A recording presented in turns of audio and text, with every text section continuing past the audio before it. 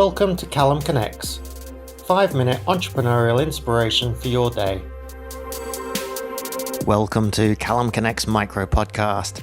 Our guest today is Clarke. Katie is a tech VA and web developer and seeker of unusual travel experiences. A hurdle I've faced as an entrepreneur was essentially losing most of my customer base. So I'm a web developer and tech VA. And when you're starting your business and offering virtual services, you hear so much about the importance of niche. And that was kind of drummed into me, and it's a bit of a cliche. But as I built my business, rather than deciding on a niche kind of as a conscious choice, my niche came about more by the kinds of clients I was drawn to because of my own interests. And while so many people have been affected by COVID, and I was definitely luckier than most because I was already location independent for work, but this is when my niche of choice came back to bite me because I was working almost entirely for travel businesses and bloggers. So pretty early in 2020, my work became affected with a travel business specialising in Italy. So obviously that sort of started to shut down, and so I was dealing with lots of issues there. And then as it spread to the rest of the world and travel pretty much halted altogether, projects got put on hold or cancelled. And another cliche word is pivoting, but that's what I had to quickly do as the scope of various projects and clients' needs changed. So I was kind of doing all kinds of different things for a while. People were at first sort of trying to tread water in the hope that things would be over soon. So there was lots of random projects, and then a lot of the work dried up completely.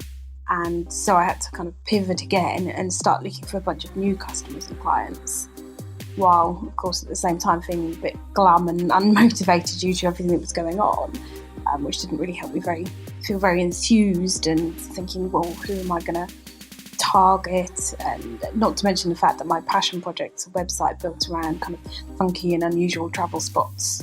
So that kind of, it's not that I lost the passion for it, but that was something I couldn't sort of move on with either.